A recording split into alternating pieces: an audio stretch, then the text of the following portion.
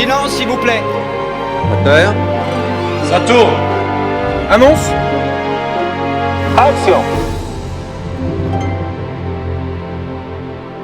Allons, la nouvelle équipe, y a-t-il bien marqué 48 sur le clap ? Oui, il semblerait, ou 8, c'est au choix, hein. Ça fait notre 8ème émission depuis le nouveau concept. 8ème ou 48ème, on tourne quand même aujourd'hui avec une nouvelle équipe. C'est ça, de nouveaux talents, réalisateurs, mais aussi, hein, en l'occurrence... Ah oui, le cinéma n'est pas le seul art à être concerné, parce que nous vous l'avions annoncé la semaine dernière, une de nos rédactrices à Objectif Rectangle, dont nous sommes partenaires, bien sûr, a sorti son premier roman. Qui sait si un jour il ne sera pas adapté lui aussi à l'écran. Exactement, on en parlera dans notre émission. Ciné-Sérum veillera au grain. C'est ça. Donc, pour que vive l'été, aux éditions Le Lys Bleu, c'est écrit par Hélène Dartout, D-A-R-T-H-O-U-T. Et alors, juste pour un rapide coup d'œil autour de l'histoire... Allons-y, bah oui, volontiers. Il s'agit d'une histoire d'une mort, le mort de la mère, qui laisse seule derrière elle sa fille, avec qui elle entretenait une relation fusionnelle. Et donc, cette fille va découvrir le journal intime de sa mère, et découvrir aussi, par le fait, une histoire d'amour que cette dernière aurait connue. Et donc, ça va lui donner l'idée de tenter de refaire revivre cette histoire d'amour pour tout simplement refaire revivre sa mère. Très bien. Alors, on revient juste sur le concept, hein, donc on a initié il y a déjà 8 émissions, donc c'est ces 4 mots hein, qui effectivement sont prononcés sur un plateau de tournage avant une prise. Silence, moteur, ça tourne,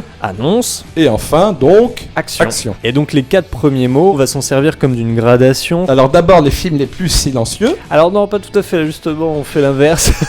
Alors ce sont les films qui justement imposent le plus le silence. Quelque part, on va dire ça comme ça, et ceux qui sont le plus dans la confidence, dans le murmure, qui ont le plus besoin d'être annoncés. Puis on aura donc notre action, hein, qui est le film que l'on recommande. Alors, elle est sortie donc du 20 novembre hein, pour cette semaine, et on commence donc tout de suite avec le silence. La Reine des Neiges 2. Protéger Arendelle à tout prix. Je crois en toi, Elsa, plus qu'en n'importe qui ou n'importe quoi. Donc de Jennifer Lee et Chris Buck. Chris Buck qui avait commencé chez Disney avec Tarzan. Oui. Ensuite il s'était légèrement échappé de Disney avec Les Rois de la Glisse. D'accord. Mais ce n'était que pour mieux y retourner avec La Reine des Neiges, premier du nom, et ici c'est le deuxième du nom. Et là donc La Reine des Neiges 2, ça fait suite indirectement au premier volet, qui racontait donc l'histoire de ses deux sœurs, hein, Elsa et Anna. Et si vous vous demandez donc ce que ça raconte, sachez que ça n'a absolument rien à voir avec l'œuvre d'Andersen. Il faut y aller l'esprit effectivement libre de tout ça, et donc on retrouve, comme on l'a dit, hein, les deux sœurs vedettes, mais aussi toute la troupe d'acolytes, c'est-à-dire donc Olaf, le bonhomme de neige, Sven, le renne, le renne des neiges. C'est ça. Puis Christophe, le maître du renne. Et donc là, cette fois, destination la forêt enchantée. De nouvelles péripéties les attendent, et notamment une tribu qui est restée enfermée dans cette forêt. Et rien ne peut en sortir, rien ne peut y entrer. Police, on ne bouge plus. Ça promet peut-être moins de glace que prévu. J'ai l'impression qu'on passe de l'hiver à l'automne. Les saisons vont pas dans le bon sens. Il faudrait savoir. Hein, on remonte le temps là. Alors tout de suite, on enchaîne donc avec moteur, joyeuse retraite. On va aller au Portugal. Papa, maman, vous n'êtes pas vieux. Ah oui, ça c'est vrai. Vous êtes juste jeune depuis plus longtemps que les autres. Ah oui. De Fabrice Braque. Premier film, d'ailleurs, on sent bien que le Fabrice, avec un nom pareil, il y aura mis tout son bric-à-brac d'idées. Voilà, donc devant la caméra, Thierry Lhermitte et Michel Larocque. Et aussi une actrice qui s'est fait connaître en grande partie par l'émission On ne demande qu'à s'engosser. En rire, oui, autrement dit. Voilà, Nicole Ferroni. Et donc là, cette joyeuse retraite raconte l'histoire de ce couple un peu vieillissant qui a la soixantaine hein, et qui rêve de partir au Portugal pour sa retraite, sauf que on va leur demander beaucoup de choses quand même sur place. Et même pas encore sur place, parce qu'il semblerait qu'ils ne soient pas au Portugal encore. C'est peut-être plus les préparatifs encore. Et que voilà, ils soient presque enchaînés à différentes missions qu'ils auraient, garder le petit dernier à la maison tous les mercredis. Bref, la retraite n'est pas le long fleuve tranquille auquel ils s'attendaient. Et oui, voilà. On poursuit donc avec Saturne. Les éblouis. Camille, tu as fait entrer dans notre communauté la suspicion et le vice. Nous écoutons ta demande de pardon. Non. De Sarah Souko. Alors avec un titre pareil, j'espère que le film est surexposé. Oui, l'aveuglement devrait être total. Ouais, j'espère que l'image sera vraiment d'un blanc bien cramé avec un... C'est ça. Pour qu'on profite bien de tous les détails à l'écran, ça sera idéal, oui. Et donc, le premier film aussi en ce qui concerne la réalisatrice. Qui était déjà une actrice, surtout. Oui, c'est vrai. Et notamment dans le film Guy de Alex Lutz, où elle jouait une dénommée Camille. Tout à fait. Fait intéressant, vu que le personnage principal de son film Les Éblouis se prénomme également Camille. Et puis, il y a d'ailleurs une actrice, Camille Cotin, aussi qui est dans le film. Alors bon, il y a Elles beaucoup sont de Camille. partout. C'est la camillocratie. Et donc ça nous raconte l'histoire d'une famille qui rejoint une communauté religieuse, hein, Plutôt le père et la mère et qui vont... insister pour que leur fille adopte un peu les préceptes de cette communauté. La fille, la fameuse Camille, Sauf qu'elle va un peu se rebeller face à ça. elle veut quand même garder sa propre identité, sa propre... elle veut garder sa propre. Je crois que tout est résumé dans cette Voilà, formule-là. elle veut garder sa propre parce que bon, ça se salissait vite de nos jours. Eh oui. Alors on poursuit tout de suite avec Annonce. Naeven Skin, If you find Carolyn, yell, I need the knife. If she's not okay, yell, give me some skin.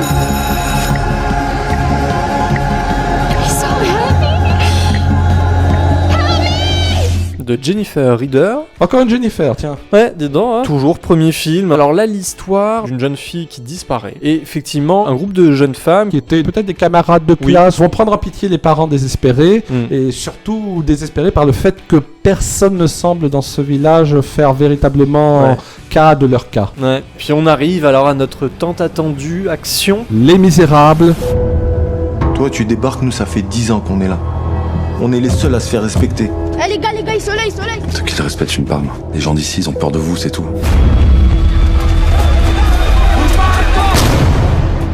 Vous n'éviterez pas la colère et les cris. De Ladjli. non, de Victor Hugo. Ah oui.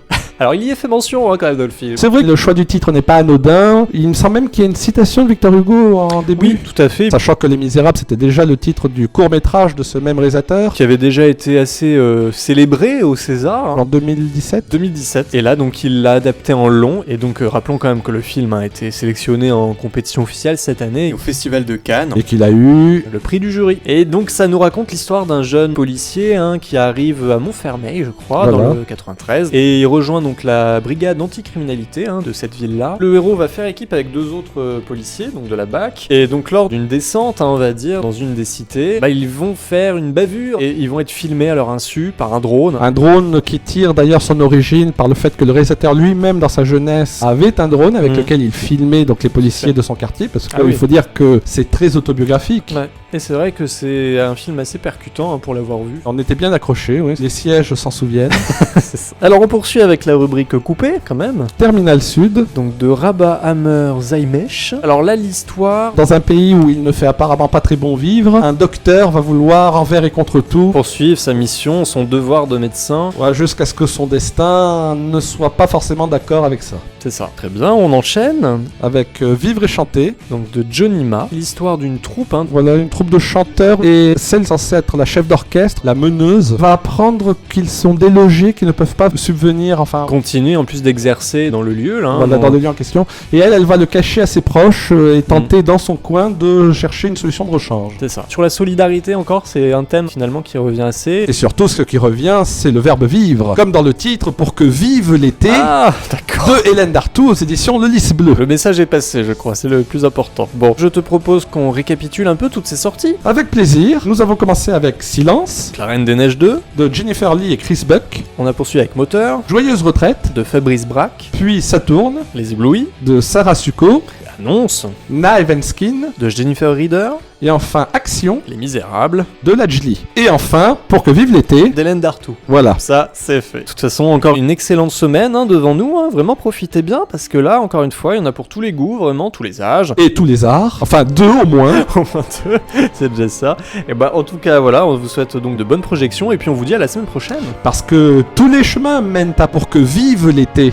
Oui, où Tu y tiens vraiment? Oui, j'ai déjà quand même. Bon alors tous les chemins mènent à Ciné Sérum. Coupé!